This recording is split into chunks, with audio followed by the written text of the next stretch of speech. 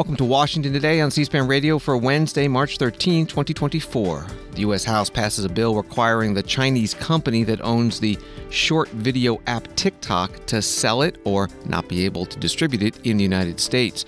Supporters point to the Chinese Communist Party's ability to obtain and exploit TikTok user data.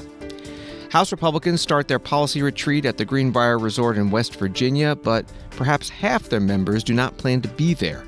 We'll talk about it with Axios Congressional reporter Juliegrace Brufke. President Biden campaigns in Milwaukee the day after he clinches the nomination of the Democratic Party for president. Donald Trump also clinched the Republican Party nomination in Tuesday's contests. Secretary of State Antony Blinken talks about latest effort to get humanitarian aid into Gaza and addresses calls by some members of Congress to cut military aid to Israel. And the Federal Trade Commission Chair Lina Kahn uses Boeing as a prime example of what she calls the catastrophic results of monopolies, as she argues for more rigorous antitrust enforcement.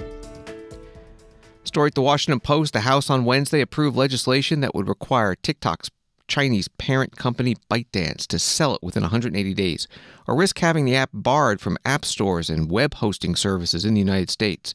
The vote in favor was overwhelming, but that doesn't ensure the measure will become law. It must still be considered by the Senate, where Senator Rand Paul, Republican of Kentucky, on Tuesday said he might block any swift consideration, something he did a year ago to a similar bill. Wednesday's vote marks the first time one of the houses of Congress has approved legislation that could effectively ban a major social media platform, one used by an estimated 170 million people in the United States monthly. That's how the Washington Post put it. Here's some of the House floor debate. Congressman Mike Gallagher, Republican of Wisconsin, chair of the Select Committee on Strategic Competition between the U.S. and the Chinese Communist Party, in support. TikTok is a threat to our national security because it is owned by ByteDance, which does the bidding of the Chinese Communist Party. We know this because ByteDance leadership says so and because Chinese law requires it. This bill therefore forces TikTok to break up with the Chinese Communist Party. It does not apply to American companies. It only applies to companies subject to the control of foreign adversaries defined by Congress. It says nothing about election interference and cannot be turned against any American social media platform.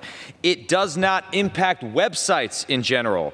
The only impacted sites are those associated with foreign adversary apps, such as TikTok.com.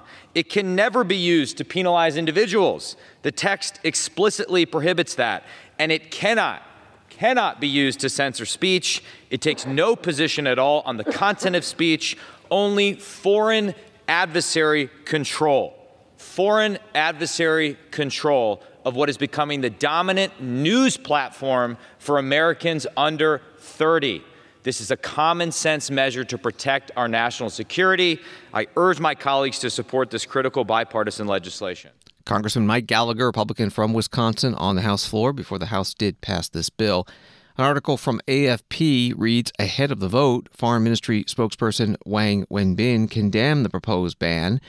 Although the United States has never found evidence that TikTok threatens U.S. national security, it has not stopped suppressing TikTok, he said. This kind of bullying behavior that cannot win in fair competition disrupts companies' normal business activity, damages the confidence of international investors in the investment environment, and damages the normal international economic and trade order, he said. In the end, this will inevitably come back and bite the United States itself. That was from the Chinese Foreign Ministry spokesperson through an article at AFP. More from the U.S. House debate in Washington. Congressman Robert Garcia, Democrat of California, in opposition. I have enormous respect for the efforts of my colleagues to focus on security and data protection, and I share many of their concerns. But I disagree with this approach and bill that could impact 170 million Americans who use TikTok. 1/3 of all U.S. adults use the app, and millions of entrepreneurs and small business owners use the platform to support their family. And yes, just like every other social media platform, there is misinformation and privacy concerns on TikTok, and I share those. However, it's important that we don't treat TikTok differently than other platforms.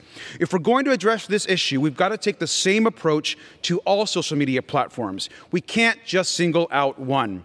Now, I join many of my colleagues and the Axios chill you in voicing concern over the freedom of expression.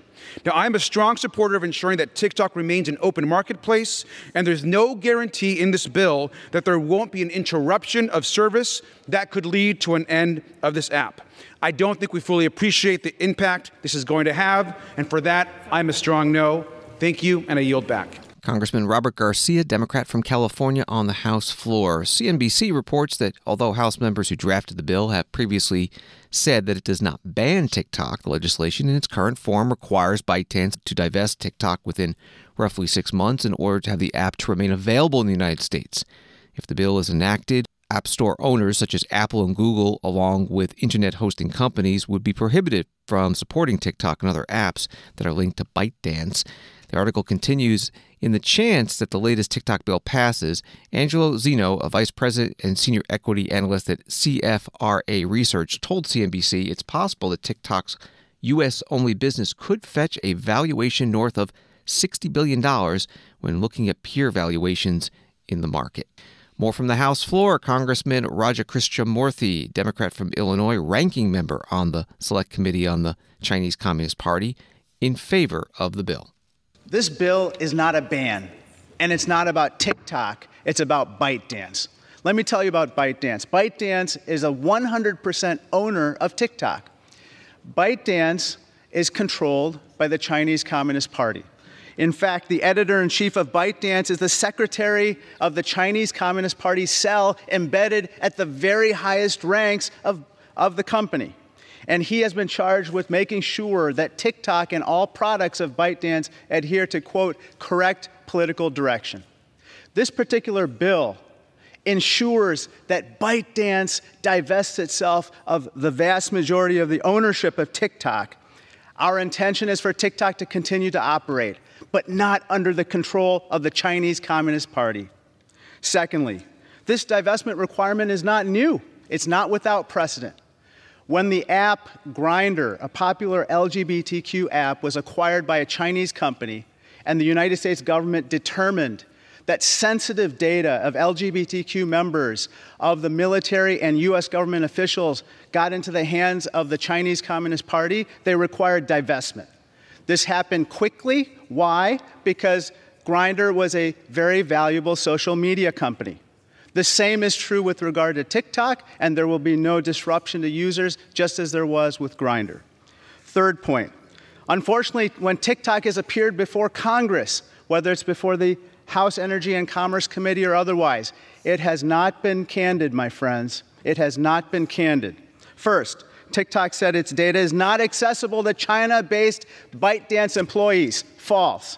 China-based employees routinely access this data, even unbeknownst to employees of TikTok USA. In addition, TikTok said its data will not be weaponized and has not been weaponized against American citizens. Again, false. Published reports have shown that TikTok data, geolocation data, has been used to surveil American journalists who reported on problems with Chinese-based employees having access to American user data. Congressman Raja Krishnamurthy, Democrat from Illinois, on the House floor before the House passed this bill. Former President Donald Trump, who, when he was in office, tried to ban TikTok, now says that he opposes the bill because it would increase the business of rival Facebook. Congresswoman Marjorie Taylor Greene, Republican of Georgia, cited her own shadow banning on Facebook and previous suspension on X, when it was Twitter, for her opposition to the bill. If we wanted to be serious about stopping a foreign adversary, if we wanted to be serious about stopping China, we would stop China from buying our U.S. farmland. We would raise up our American energy independence. We would also stop the Green New Deal and not rely on China, who owns and operates 85% of the battery market worldwide. There are dangers that lie ahead in this. This is really about controlling Americans' data. And if we cared about Americans' data, then we would stop the sale of Americans' data universally, not just with China. There's some further issues. This is a Pandora's box. What's to stop Congress or the United States government in the future from forcing the sale of another social media company, claiming that it's protecting Americans' data from foreign adversaries? I think we could see in the future another Russia, Russia, Russia, and possibly force the sale of X, as many members in this body claim that Elon Musk is altering the algorithms of X. By the way, it was Elon Musk's purchase of X that restored my social media account on Twitter and allowed me to have my free speech back on Twitter. There's also members of this body, the Democrats are claiming that election meddling can happen on social media. Well, we can never forget Mark Zuckerberg and Facebook. We can never forget the election meddling that happened there. And by the way, American-owned Facebook and Instagram is where most of the garbage, like the gender lies and the woke lies, exist. Many Americans and many teenagers believe awful things, and they don't just see them on TikTok, they see them on Facebook and Instagram too. I don't think this will accomplish what the goal is to accomplish. Congresswoman Marjorie Taylor Greene, Republican from Georgia, on the House floor. The House passed this bill by a vote of 352 to 65, with one member voting present, Jasmine Crockett, Democrat of Texas. The 65 noes break down to 15 Republicans and 50 Democrats. And the 352 to 65 was more than the two-thirds majority needed under the expedited procedures the House was using to pass the bill. The bill now heads to the Senate, where the Democratic chair of the Intelligence Committee, Mark Warner of Virginia, and the Republican vice chair, Marco Rubio of Florida, putting out a joint statement in support, saying we are united in our concern about the national security threat posed by TikTok, a platform with enormous power to influence and divide Americans, whose parent company ByteDance remains legally required to do the bidding of the Chinese Communist Party. We were encouraged by today's strong bipartisan vote in the House of Representatives and look forward to working together to get this bill passed through the Senate and signed into law. And the Senate Majority Leader Chuck Schumer, Democrat from New York, with a very short statement. The Senate will review the legislation when it comes over from the House. And President Biden has previously said he would sign the bill into law if it passes both the House and Senate and is sent to his desk. An NBC poll in January found that 22% of voters use TikTok once or more per day, and that includes 43% of voters ages 18 to 34. The House Democratic leader Hakeem Jeffries was asked today at a news conference if he has any concern for House Democrats who supported this bill. I've heard from some of your members who are worried that, given the lobbying campaign that preceded this TikTok vote, young voters will believe it's a ban, whether it is or not, and will punish the Democratic Party for joining it in force, given that they're the overwhelming, they overwhelmingly vote for Democrats in elections. Are you concerned? Is that a valid concern that there will be a backlash from young voters to this?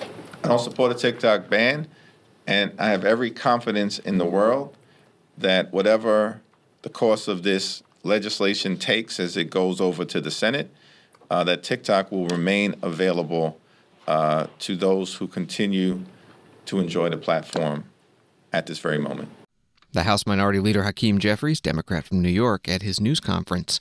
An article in Politico earlier this week read that Kellyanne Conway, the former senior Trump aide, is being paid by the Conservative Club for Growth to advocate for TikTok in Congress and has had at least 10 meetings with lawmakers in recent months about the app, according to 3 people familiar with the meetings. Kellyanne Conway was interviewed today by Politico chief Washington correspondent Ryan Lizza. You are advising Republicans in the House not to support this bill, and you helped, I think, convince Donald Trump to oppose this. So just quickly, tell us a little bit about your role in that and what you made of the vote. Sure. Well, President Trump makes up his own mind. He has spoken for himself through a Truth Social post a week ago and through an interview with CNBC's Squawk Box 2 days ago on Monday, Ryan, where he very clearly said an empowered and emboldened Mark Zuckerberg, who President Trump believes interfered with the 2020 elections through $500 million in Zuckerbucks going to 2 nonprofits and then going out to get out the vote and do some other things. He feels that if Zuckerberg or even another social media company consolidates that power. We're creating tech barons by having Mark Zuckerberg potentially in charge of Facebook and Instagram and now TikTok, that would not be good. The other thing that President Trump has pointed out is the sheer number of users. I've seen up to 170 million quoted as the figure, U.S. users monthly.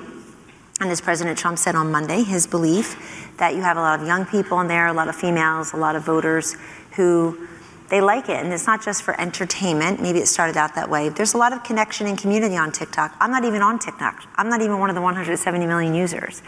I just believe in the First Amendment and the 14th Amendment. And I also think constitutionally, you saw the failed experiment in Montana when that state tried to be the first state to ban TikTok. They were sued by Montanans. And it's potentially a bill of attainder problem, too, under the Fifth Amendment. Can you tell I paid a lot for my law degree 30 years ago and like to use it once in a while? But also, I just want to make very clear, TikTok could be a national security threat, there's no question, and I personally want to hold China to account for any number of things. I think we should be holding China to account. But this is where we're starting. We don't have them confirming the origins of the COVID virus that killed over 1 million people in this country and many millions more worldwide. We're not telling them to get their fentanyl the hell out of our country and our kids' veins, the #1 killer of 18 to 45-year-olds as we sit here in this country. We're not worried about the persecution of the religious minority, the Uyghurs. We're not worried about forced technology transfers. Kellyanne Conway, former White House counselor in the Donald Trump administration, interviewed today at a Politico healthcare summit in Washington. The House is out of session for legislative business the rest of the week, so House Republicans can attend a policy conference or retreat today and Thursday at the Greenbrier Resort in Sulphur Springs, West Virginia. Congressman Ken Buck, Republican of Colorado, talked about the low expected attendance at the House Republican retreat in an interview on Tuesday on CNN, and about his decision to resign from Congress effective March 22nd. My colleague Melanie Zanona is reporting that there is such tension among House Republicans that many of them aren't even going to a retreat that's going to happen at the end of this week. Is that tension part of why you're leaving so abruptly? I think this place is dysfunctional. For example, I am the number 3rd ranking member of the Judiciary Committee. I haven't even asked my questions yet. 40, 50 people have gone before me. But that could be personal. With it could be personal, but a lot of this is personal, and that's the problem. Instead of having decorum, instead of operating in a professional manner, this place has just evolved into this bickering and nonsense, and not really doing the job for the American people. How much of the fact that you are leaving March 22nd, next Friday, how much does that have to do with the fact that Trump is the presumptive nominee and you're not exactly a fan? Well, I don't think whether he was the nominee or not, I think our system is broken in how we choose candidates, and I want to get involved in that process. Is it really that miserable right now to be, I mean, from the outside in, it doesn't look that fun. From the inside in, is it that bad that you're saying, I'm done? It is the worst year of the 9 years and 3 months that I've been in Congress. And having talked to former members, it's the worst year in 40, 50 years to be in Congress. But I'm leaving because I think there's a job to do out there that I want to go do. Congressman Ken Buck, Republican from Colorado, interviewed on CNN Tuesday night. An article at Axios.com begins, the House GOP is in turmoil ahead of its policy retreat in West Virginia on Wednesday, with attendance expected to be sparse and a keynote speaker dropping out. Joining us now on the phone from that retreat at the Greenbrier Resort in West Sulphur Springs, West Virginia, is Juliegrace Brufke, congressional reporter for Axios. Thanks for being with us.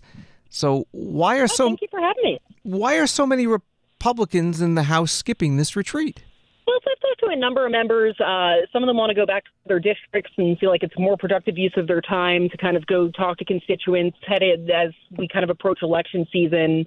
This year it's in West Virginia instead of Florida, so members bringing their families kind of felt like that was a better option last year. And then some of them felt like they kind of got the logistical information too late and had already made commitments back in their districts. So that's kind of the lay of the land right now. So there's going to be less than 100 of them is what I was told by a couple sources here. But leadership is trying to make the best of it. What about that turmoil that you mentioned? Well, I mean, I talked to a few members that said some of the regular conference meetings get kind of heated there, and they feel like moving it to a resort and having days of essentially conference meetings that they do weekly isn't going to really be a productive use of their time or really kind of help bring them together. And if anything, I talked to a couple that said they think members out at a resort drinking might make things work, so worse than the current dynamic. So that was some of the critics of the retreat's takes. But yes, that's kind of where things stand right now. What do we know about the agenda at the House Republican retreat, that keynote speaker who canceled? So one of their star speakers, Larry Kudlow, he's officially out. So he dropped at the 11th hour there. So some members are kind of disappointed about that since he was one of their keynote speakers there. But they still have some pro-life speakers, a former defense secretary, and a couple of former Ways and Means Chairman Kevin Brady and former Energy and Commerce Chairman Greg Walden that are still supposed to come speak to them about policy over the next couple days. When it comes to policy, what will they be talking about? What do they think is going to be accomplished at the retreat and then legislatively the next year?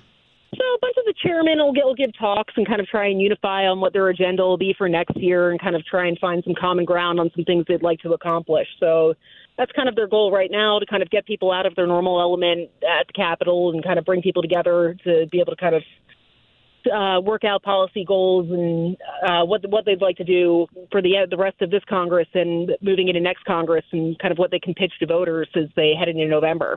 When you speak to the House Republican members about how Speaker Mike Johnson is doing in the job almost 5 months in, what do they say? Well, I've spoken to some members. They feel like he's still kind of getting his sea legs, and there's been some frustrations. But some of them are they've been happy that he's kind of had a more bottom-up approach than Kevin McCarthy and is listening to their concerns. I've talked to some members that kind of feel like they'd like to see him be a little more decisive in his actions and a little more kind of lean in and articulate what he'd like to see and from a decision-making standpoint. But, I mean, he's still fresh, and I think there are some understandings of that, some sense of understanding for that with members. Juliegrace Brufke, congressional reporter for Axios. Her stories are at Axios.com and on X at Juliegrace B. Thank you very much. Thanks so much. And a story from CNN reads, publicly, Republicans have cited a litany of reasons for not attending the retreat, from having to tend to re-election races to scheduling conflicts. Nancy Mace of South Carolina, for example, is scheduled to appear on Real Time with Bill Maher later this week. Meanwhile, when asked if he was attending, GOP Rep. Kelly Armstrong of North Dakota told CNN, "No way, I have to run for governor." And Tim Burchett of Tennessee quipped, "I don't retreat, I move forward. I got a farm to run." The article also says, but privately, some Republicans have complained about the venue choice. Sources said Speaker Mike Johnson selected the Greenbrier Resort because it was family-friendly in a break from past retreats, which have taken place in sunny Florida, the preferred location of former Speaker Kevin McCarthy. That was from CNN.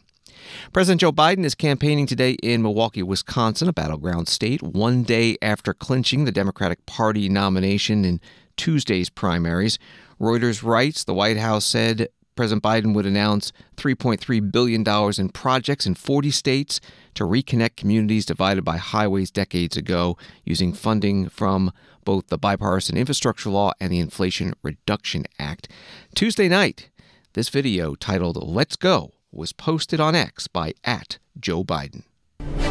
This is a time of choosing. So let us choose the truth. Let us choose America. Today is a day to call to action with your voice, with your power, with your vote. Come November, we will vote in record numbers, and we can do it. It's within your power to do it. Are you ready? Are you ready to defend democracy? Are you ready to protect our freedom? And are you ready to win this election? That video posted by President Joe Biden on his non-official X account Tuesday night. Former President Donald Trump also secured the necessary presidential primary delegates from Tuesday's contest to guarantee he'll be the Republican presidential nominee this year, and he posted a video on his social network, Truth Social.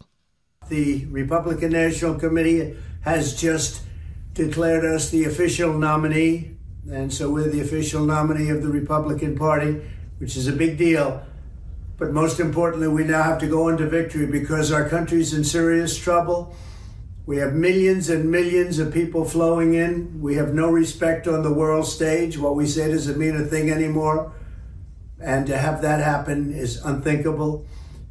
We have an economy that outside of certain little areas is doing very poorly. And we have something very, very important. We have a United States military that has to be taken care of. Again, this was a great day of victory. Last week was something very special, Super Tuesday. But now we have to get back to work because we have the worst president in the history of our country. His name is Joe Biden, sometimes referred to as Crooked Joe Biden, and he must be defeated. Former President Donald Trump, a Republican presidential candidate, as he said, the presumptive nominee this year, part of a video he posted Tuesday night. Associated Press reporting that the judge overseeing the Georgia 2020 election interference case on Wednesday dismissed some of the charges against former President Donald Trump and others, but the rest of the sweeping racketeering indictment remains intact. Fulton County Superior Court Judge Scott McAfee quashed 6 counts in the indictment, including 3 against Trump, but the judge left in place other counts, including 10 facing Trump, and said prosecutors could seek a new indictment to try to reinstate the ones he dismissed. That was reporting from AP. And this from CBS News. Hunter Biden, President Biden's son, will not testify publicly before the House Oversight and Accountability Committee at a hearing scheduled for next week. His lawyer informed the panel's Republican chairman in a letter Wednesday.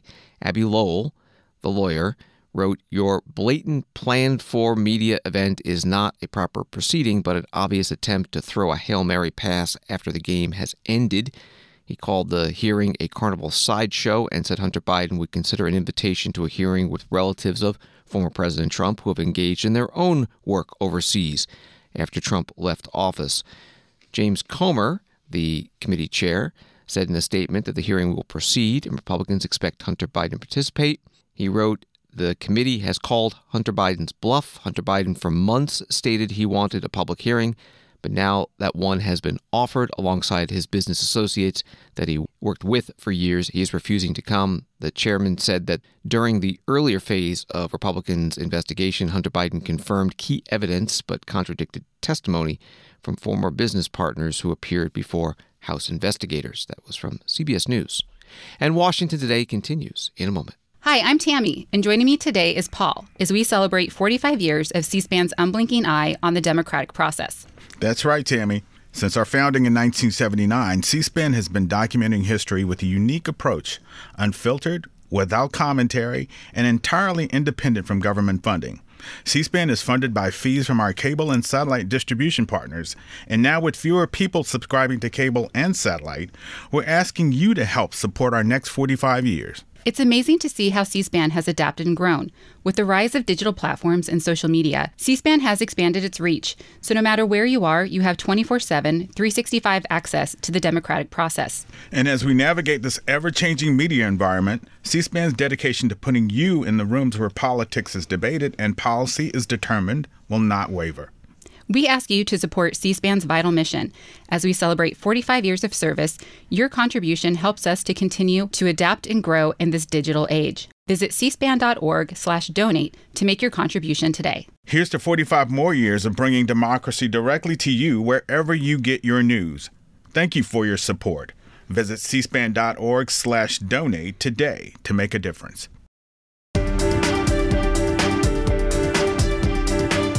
Welcome back to Washington Today, available as a podcast on the free C-SPAN Now mobile app and wherever you find your podcasts.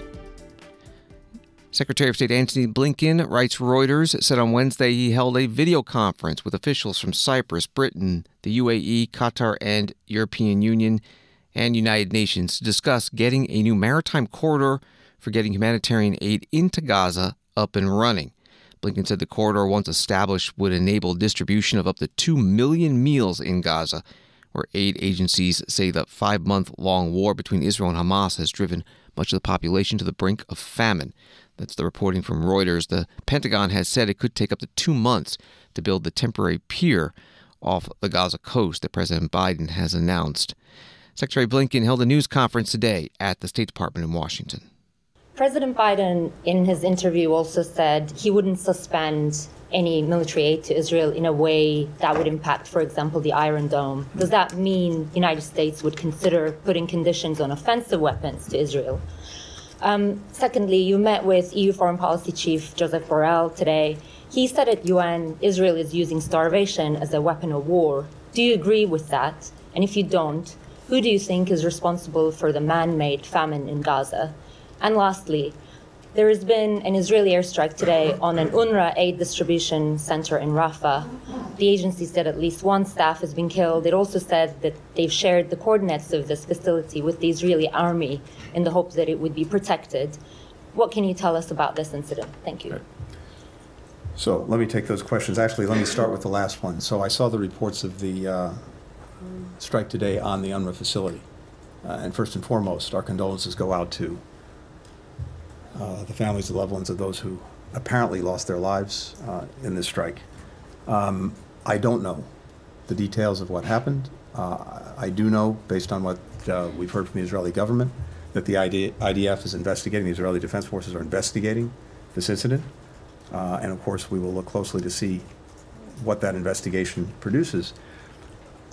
Without getting into the specifics of this incident, because again, I don't know the facts, I think it does, as a general matter, underscore something I talked about a few minutes ago, and that's the imperative of having much better and much more consistent deconfliction. Humanitarian workers, the agencies, they need to be able to do their jobs with as much security and as much confidence as is possible. And look, you're in a war zone. You have a terrorist group that is firing from hospitals, from schools, from apartment buildings. But the Israeli military, the Israeli government have a responsibility and an obligation to do everything possible to ensure that the humanitarians can do their jobs. And among other things, that means making sure that if there's a humanitarian facility that's clearly identified, it's not struck. It means making sure that if there's a supply mission, a convoy, trucks going to a particular place at a particular time, that the Israeli military does everything possible to ensure its secure passage. So this is an ongoing process. It's made, again, incredibly difficult by the environment in which it's being conducted, but it is a responsibility and an imperative for the Israelis. What we've seen in terms of food, as well as other supplies, going to the second part of your question, is, of course, the Israelis have been not only allowing food in, they have been working to make sure that it gets in and gets to people who need it. We've seen throughout this process, first, the opening of Rafah back in October. After my first visit to Israel, many hours of discussion, Rafah opened, assistance began to get in. We went back some weeks later. We got agreement to open Kerem Shalom.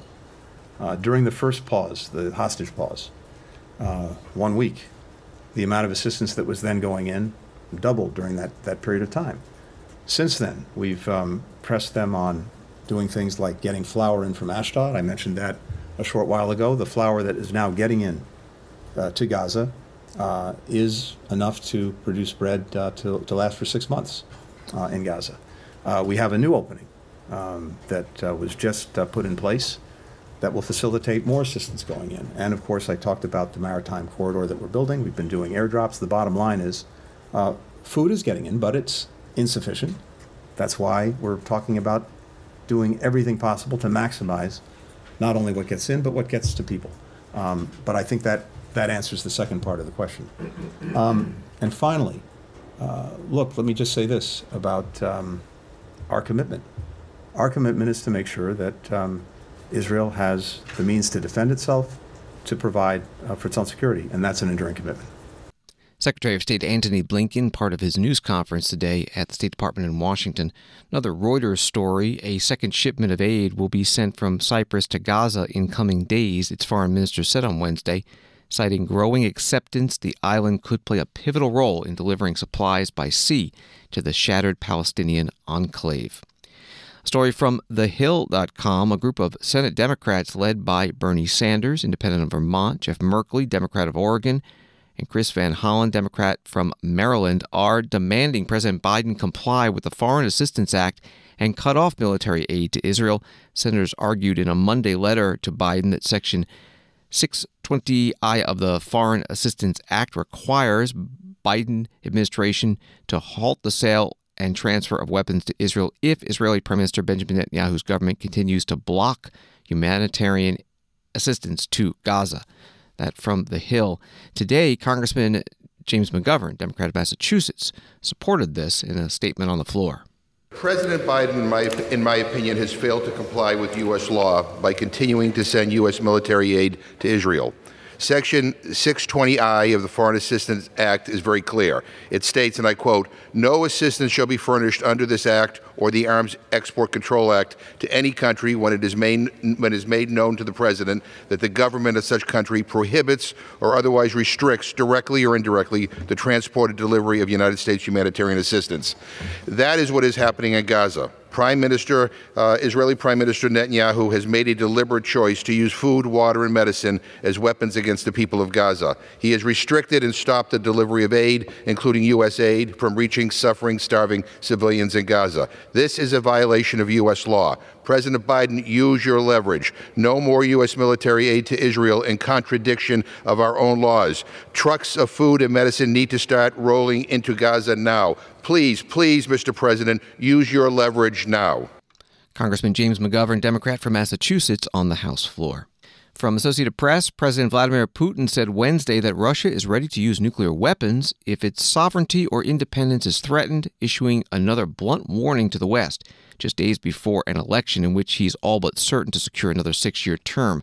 Asked in an interview with Russian state television released early Wednesday if he has ever considered using battlefield nuclear weapons in Ukraine, Putin responded that there has been no need for that. He also noted that he doesn't think that the world is heading for a nuclear war, describing U.S. President Joe Biden as a veteran politician who fully understands the possible dangers of escalation. That was from Associated Press. Reporters asked the White House Press Secretary Karine Jean-Pierre about this during a flight on Air Force One. Was the president briefed on the Putin interview and his comments about nuclear weapons and being ready to, respond? So the president certainly is aware. I can say that, look, we understand that Mr. Putin was restating Russia's nuclear doctrine. This was a question that he was asked, right? Nevertheless, Russia's nuclear rhetoric has been reckless and irresponsible throughout this conflict. It is Russia that brutally invaded Ukraine without provocation or justification, and will continue to support Ukraine as they defend their people and their sovereign territory from Russian aggression. And so, again, The White House Press Secretary Karine Jean-Pierre, part of her news conference on Air Force One, flying with the president. The U.S. House Democratic discharge petition to force a House vote on the $95 billion foreign aid bill for Ukraine, Israel, and Taiwan that passed the Senate was open for signature today. Last count reported 177. 218, a majority of the House, need to sign to force that vote. Another AP article about Haiti. A proposal to install new leadership in Haiti appeared to be crumbling Wednesday as some political parties rejected the plan to create a presidential council that would manage the transition. The panel would be responsible for selecting an interim prime minister and a council of ministers that would attempt to chart a new path for the Caribbean country that's been overrun by gangs. The violence has closed schools and businesses and disrupted daily life across Haiti. That from Associated Press. Wall Street today, the Dow up 37, NASDAQ down 87, S&P down 9.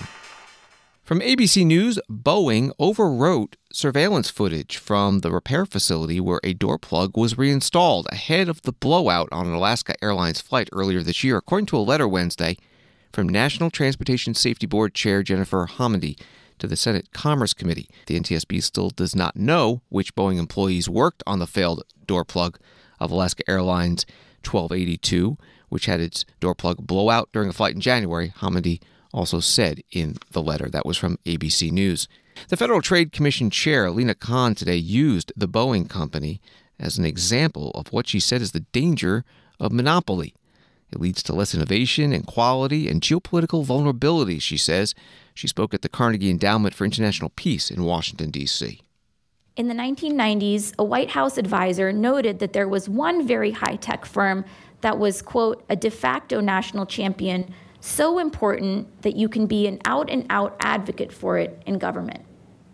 And we did support it, providing it with government contracts and allowing it to consolidate the industry. I'm referring, of course, to Boeing, which is the single best example of why a national champion strategy can be catastrophic. In 1997, Boeing became the only commercial aerospace maker in the United States. It came to enjoy this status after buying up McDonnell Douglas, the only other domestic producer of commercial airplanes, a merger that had been reviewed by the FTC. Boeing is the clearest example of a purposeful decision to bet on national champions on behalf of American interests. To override European objections to this merger, the White House reportedly threatened the WTO with WTO sanctions if the EU had challenged it. Policymakers wanted a national champion, and so they got it. As with most highly concentrated industries, three things happened after Boeing eliminated its domestic competition. As United Airlines CEO Scott Kirby recently noted, the merger allowed Boeing to slow down innovation and to reduce product quality. Boeing's R&D budget has been constantly lower than that of its only rival, Airbus. Worse quality is one of the harms that most economists expect from monopolization because firms that face little competition have limited incentive to improve their products.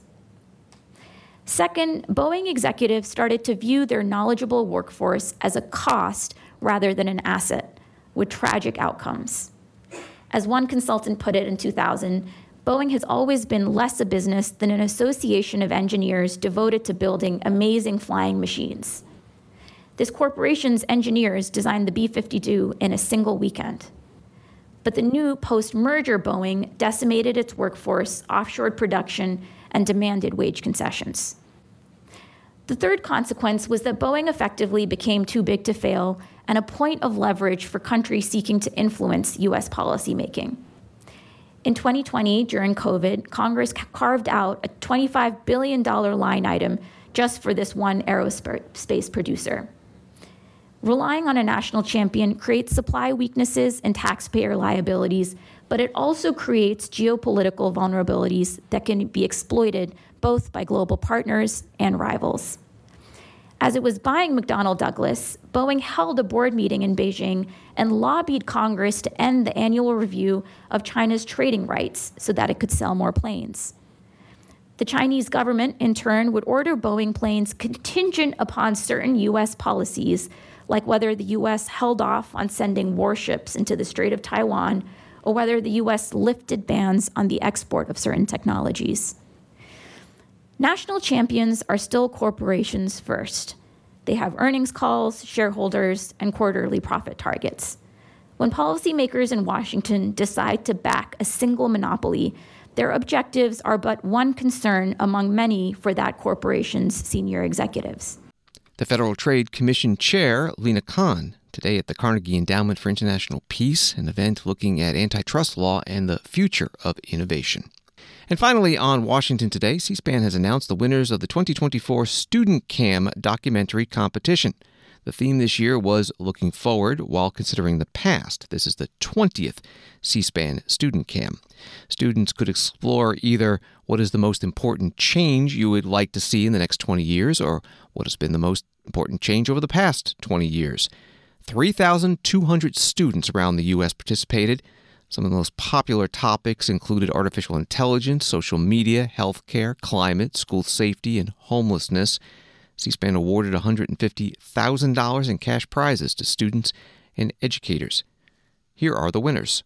In the middle school division, the first prize goes to Maytal Zayat from Isaac Graham Newton Middle School in Mountain View, California. The documentary, Beyond Just Sci-Fi, AI Reshaping America's Tomorrow, delves into the evolving world of artificial intelligence. The high school Eastern Division's first prize is awarded to Dermot Foley from Montgomery Blair High School in Silver Spring, Maryland, for his film The Promise of Langley Park. The Purple Line, climate change, and reimagining the future of America's suburbs. Brianna Johnson and Leah Sorelli from Troy Athens High School in Troy, Michigan, claimed the first prize in their high school Central Division with their production, Unseen Heroes, The Caregivers of America. In the high school Western Division, Brendan Jang, Emily Tang, and Max Ryder from Palo Alto Senior High School in California earned first prize for Threads of Change, which takes a critical look at the fast fashion industry.